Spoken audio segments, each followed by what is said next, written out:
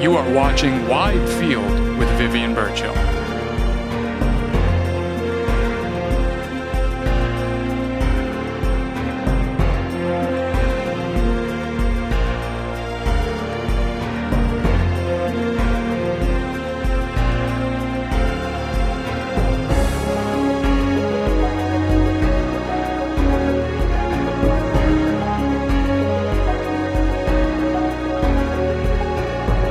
This is Wide Field. Welcome to Wide Field. I'm Vivian Burchill, your host. On December 31st, 2019, the first case of COVID-19 was reported in Wuhan, China. At this point, it was an epidemic. However, soon after that, it spread to other parts of the world, becoming a pandemic.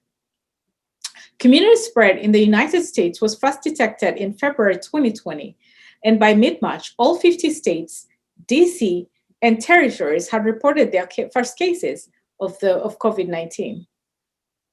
According to the CDC, as of January 7, 2021, there's been a total of about 275 million tests reported, and of these, approximately 23 million, which is about 8.99%, are total positive tests. It is no wonder that the easy spread of the lethal virus has prompted the scientific community to fast-track the development of a vaccine. And this unprecedented timeframe for a vaccine has stirred a debate about its safety. However, since the rollout of the first approved vaccines, as of January 8, 2021, approximately 6.6 million people have received this vaccine, or at least the first dose, and this is according to the CDC. Many of these are healthcare or frontline workers. We reached out to some of them to share their experience with the vaccine. Hi, my name is Dr. Asha Jain, and I'm a primary care physician in Detroit, Michigan. I'm also the medical director of community health, and I work as a graduate medical education director of social equity and health disparities. So I got the Pfizer vaccine, and I'm due for my second dose tomorrow, which would be 21 days from my first dose. In addition to that, there's been a lot of myths around COVID-19 vaccine, one of which is that it can alter your DNA. So I want to just emphasize that no, it's an mRNA vaccine that actually puts a message into your cells about how to fight the virus. So this message comes in, your cells read the message, builds a spike protein, and then builds antibodies to help you fight the virus. As soon as the message is read, think of it as a Snapchat feature. As soon as it's read, it disappears. So there's no material that stays in your system. In addition to that, DNA is in the nucleus of cells, and this does not enter the nucleus in any way. So it does not alter your DNA. It's not made up of any genetic material.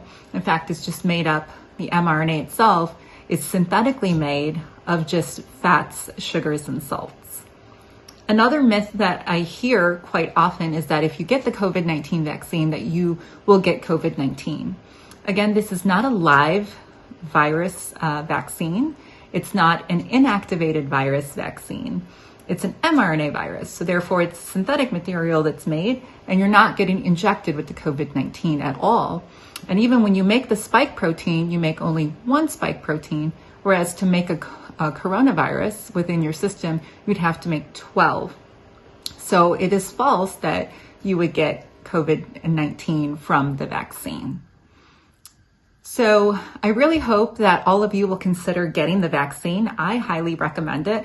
However, it's up to you to decide whether you want to take it or not. And the best way to make a decision is to do a risk-benefit analysis about what's best for you.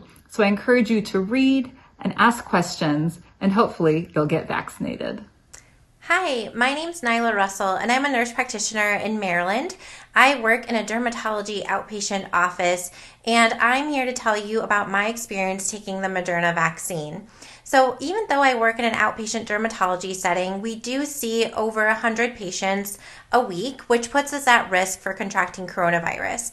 And therefore, we were eligible to get the vaccine along with healthcare workers in the 1A rollout of the vaccine plan. So I was fortunate to get my Moderna vaccine on December 31st, which I believed was a perfect time to get it because it was an excellent way for me to say goodbye to 2020 and to ring in the new year.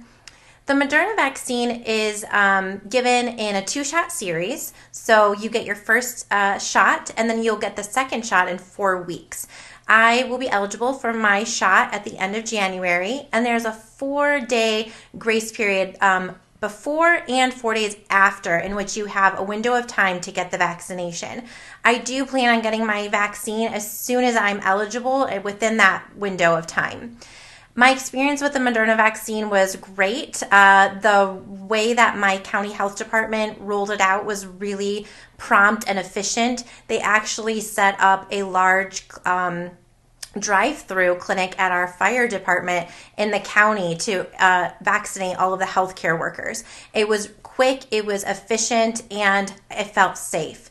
Luckily, I didn't have any side effects other than what is to be expected. I did have some stiffness in my arm that day as well as the following day, but that was all. It didn't last long at all. And other than that, I have a little bit of a bruise at the injection site. Otherwise, it's been about a week now and I have no side effects, which is fantastic. And like I said, I feel completely confident and safe in getting my second shot come 4 weeks from now.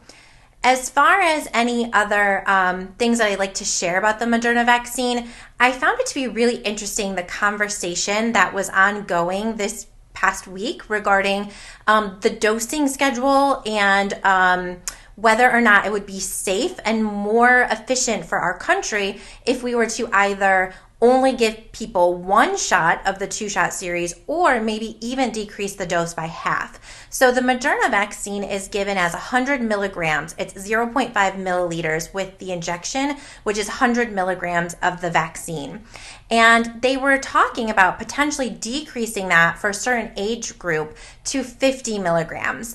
Still potentially getting 2 shots, but you would only get half the dose at each injection. So from my understanding, there was some studies that Moderna did giving a 50 milligram dose. And for those people between the ages of 18 and 55, it was found to be almost as effective as the 100 milligram dose.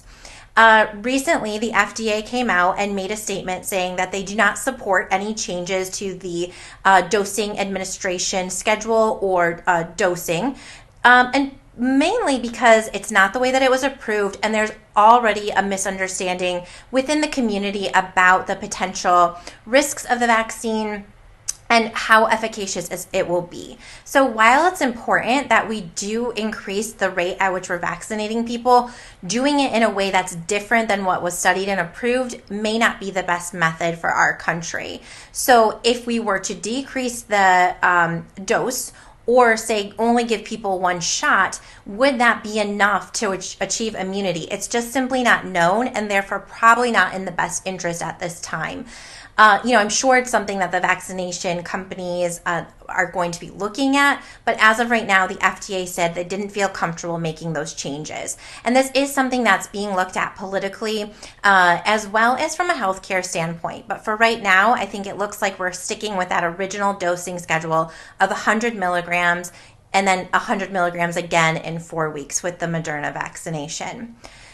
Other things that I've been hearing about the vaccine, anecdotally, I have patients who tell me they don't feel comfortable getting it. I know most of my friends who are healthcare workers have been excited to get it and have gotten it. However, there are even healthcare workers who express concern just given that it's so new and we're unsure, again, about long-term side effects. I would just say that I felt comfortable, I felt safe, and I encourage all of my patients and anyone watching this to get the vaccination. A really interesting story that I recently heard was told to me today by a healthcare worker who was scheduled to get her vaccine at one of the local pharmacies in DC. And she said the pharmacist told her this was also the Moderna vaccine, that there were no other healthcare workers scheduled to receive the vaccination and that she had an additional 5 doses. So the pharmacist took it upon herself to ask any of the customers who were in the pharmacy if they were interested in getting the vaccination. And actually nobody who was in the pharmacy at that time took her up on her offer. I really found this to be quite interesting, but at the same time, I think given the demographics of DC, it is understandable when we look at it at the historical context of systemic racism in the United States. So we do have an issue of mistrust in certain communities, especially people of color, when it comes to the healthcare system. And DC is a city that is very rich and full of different races and ethnicities. And so certain areas are going to have more of a mistrust for multitudes of reasons. But one reason I think in DC is partly because of these really strong historical race reasons for mistrust with the healthcare system. So there's a lot of hurdles that we need to overcome when it comes to administering this vaccination, but I can tell you that I am confident in the Moderna vaccination. I am happy with my experience, and I feel very blessed to have gotten it in a timely manner. And I would encourage all of you to get it as well.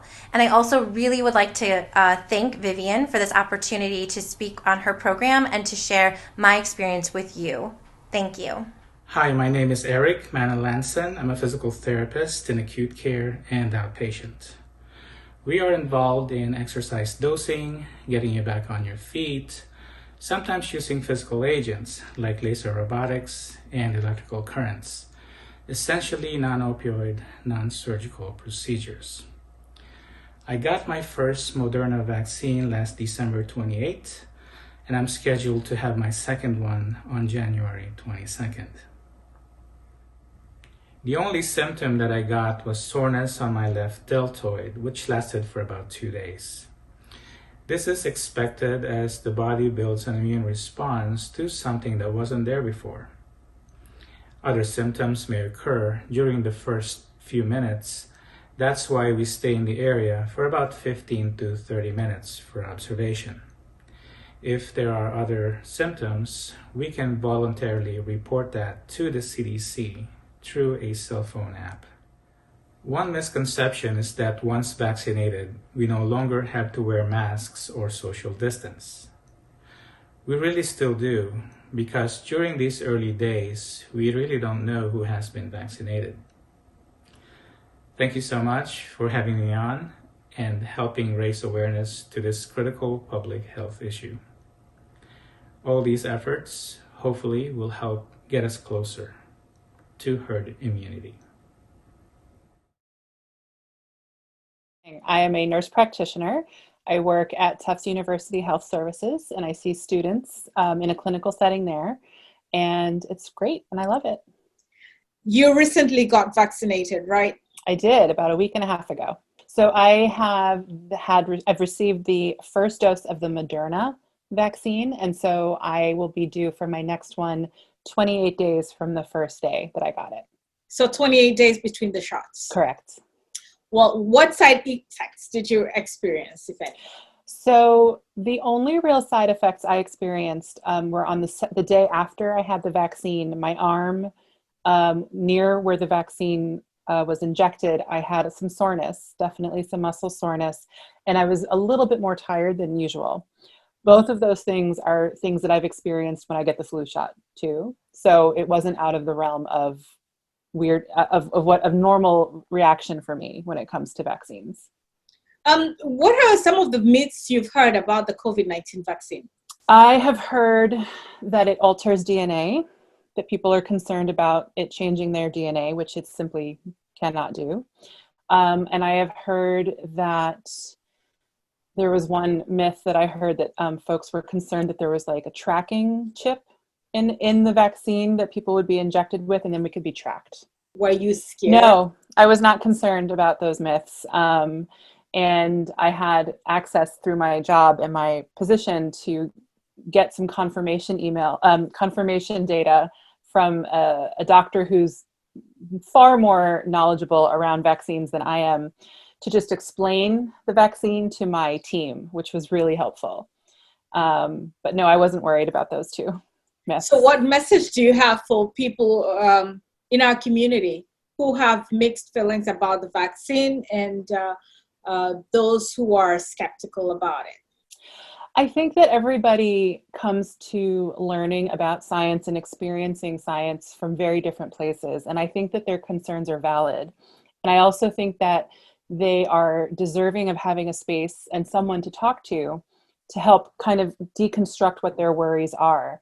And my hope ultimately is that if people do have skeptical feelings or concerns about it, that they're open to learning about it, and that there are a lot of us out there who are absolute science nerds who really want to help people understand why this is a really helpful and important thing to do. I guess I would say another concern and myth that I've heard about this vaccine is that how can it be accurate and valid because it happens so quickly?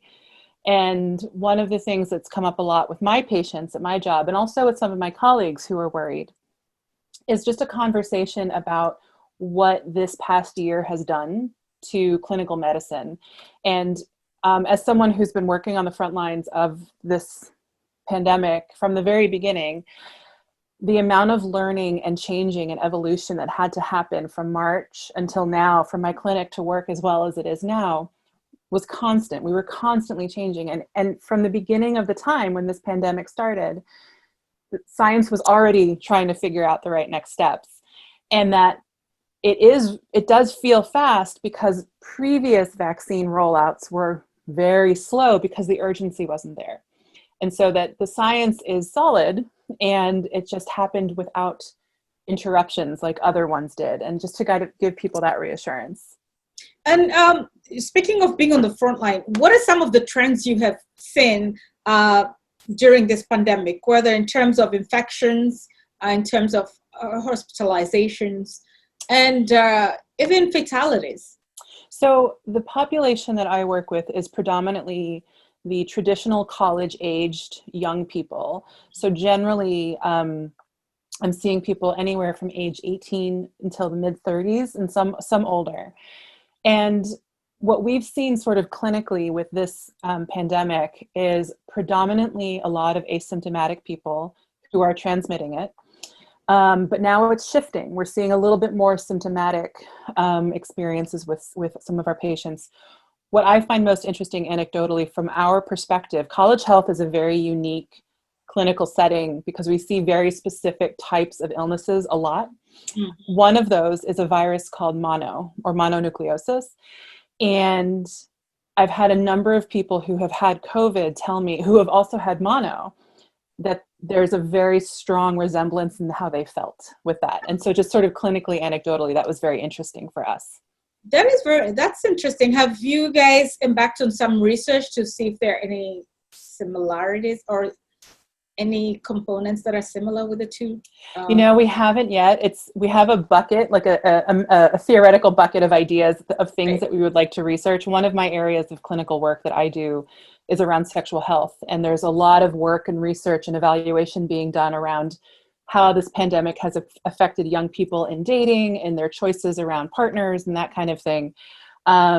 There are people who I know who are starting to look at comparisons with other viruses, but we haven't had the space in our clinic, unfortunately. What other final word do you have to members of the Acton community, Acton Boxborough, who are anxious about the vaccine and being vaccinated? I would say that I encourage you to find medical or scientific resources that you trust and that are reliable, and find ways to learn more about it in a way that feels safe for you.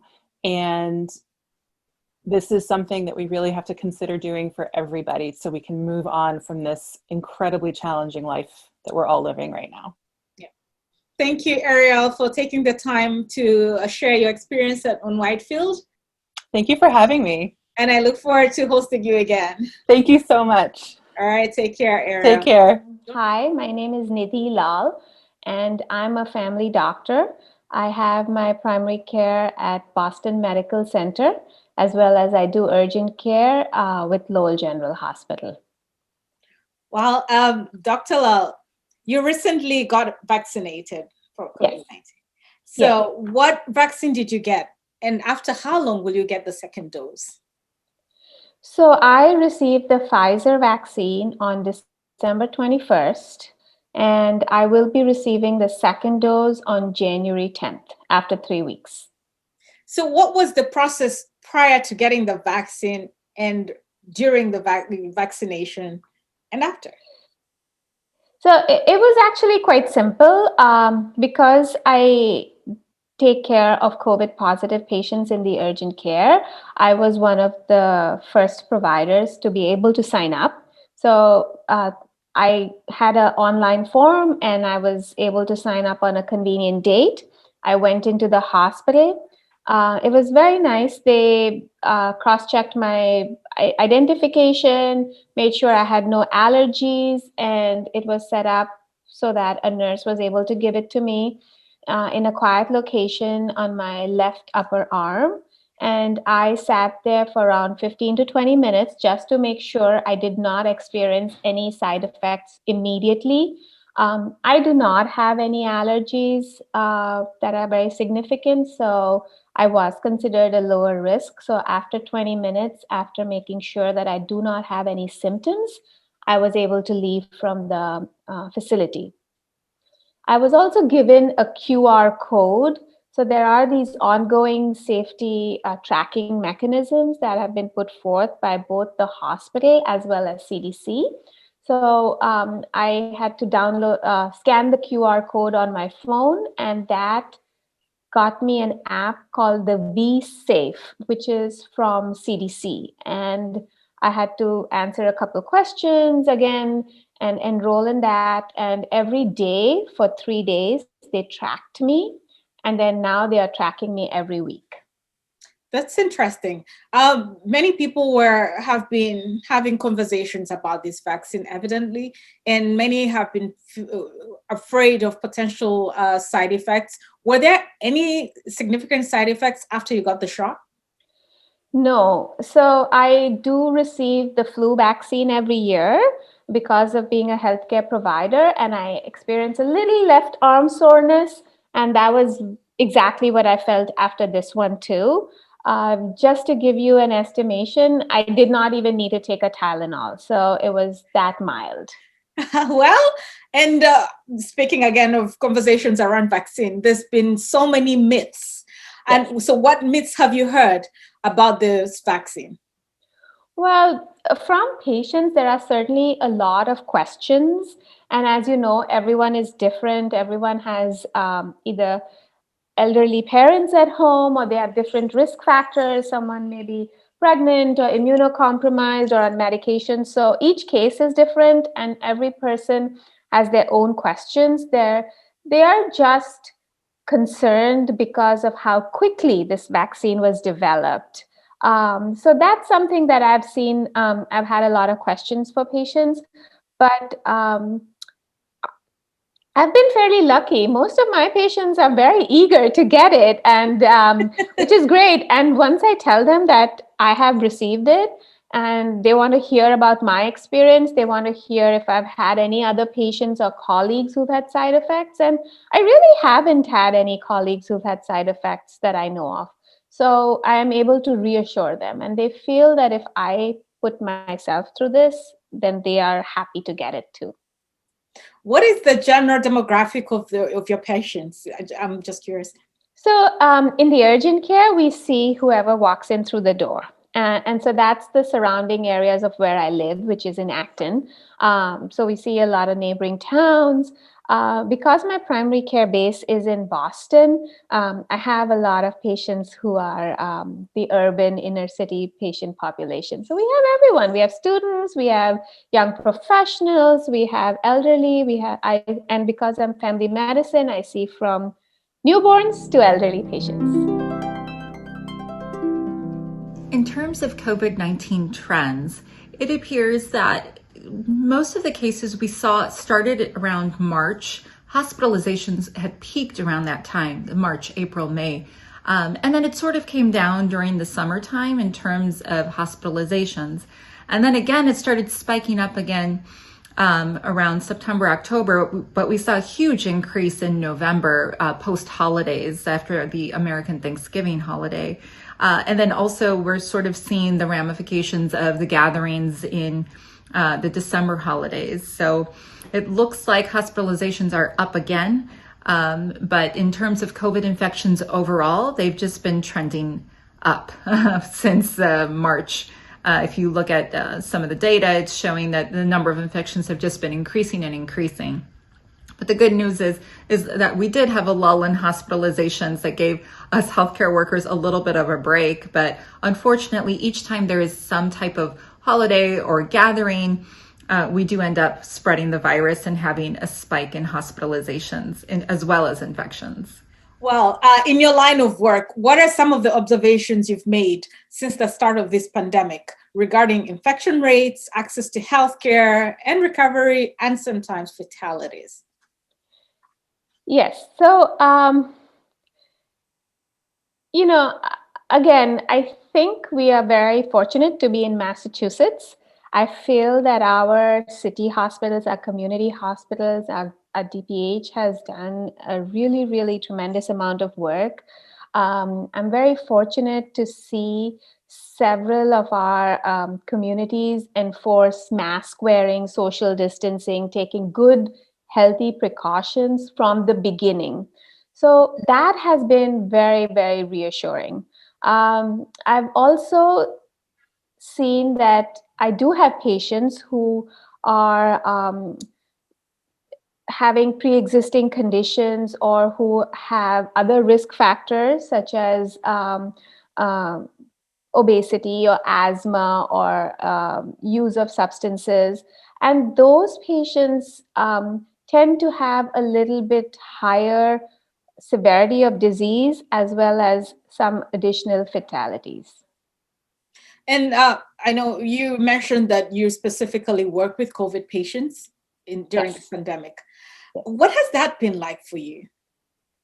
So I have worked with patients who walk in not knowing that they have COVID. And because the urgent care, we do have the rapid testing now. We didn't have it until very recently, but now we do. So we know who's COVID positive. That's been very, it's almost sobering, because I see patients who walk in knowing that they have COVID, and then I do see a small number of patients who are not really convinced that they have COVID. So it's very sobering for them and for us. I will repeat that our healthcare system, we have been so fortunate. We've had enough PPE in both the places that I work at, and the message has been to protect ourselves and to protect our patients and staff. Well, what message would you like to leave our viewers about vaccination based on your experience? So I think it's a message of hope. As we know, none of us had envisioned these circumstances. I would have never believed in 2019 that this could even happen. We knew viruses exist, but it was to this extent was not something I thought I would see in my lifetime. But here we are. Most patients do recover from coronavirus. Simple, basic precautionary measures, again, such as hand washing, mask wearing, social distancing, are extremely effective.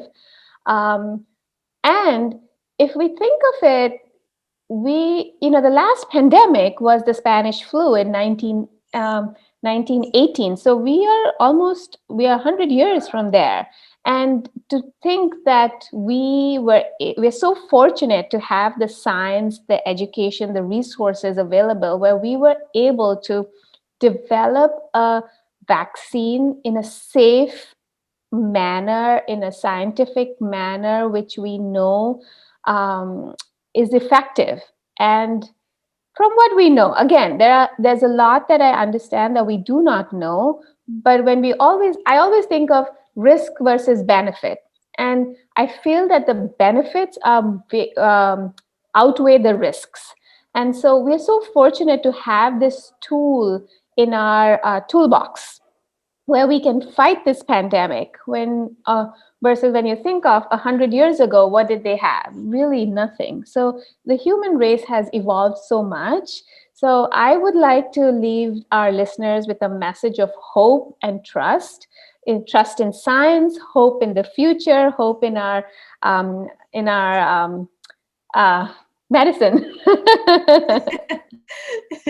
Well, that is, it's interesting you mentioned the Spanish flu, because there have been some conversations that the Spanish flu should have prepared our communities better for epidemics like COVID-19. But for some reason, COVID-19 caught us off guard and we weren't prepared. I don't know, maybe this would be our conversation for another episode, but just thinking ahead, what lessons can we draw from these two pandemics so that the next time something like this happens, the community is more ready to deal with the pandemic? Well, it certainly, something will happen. We will have another pandemic. I hope it's many, many hundreds of years away. But just to take a small example of the flu, a strep throat, we definitely have seen cases of strep throat and influenza go down up until now.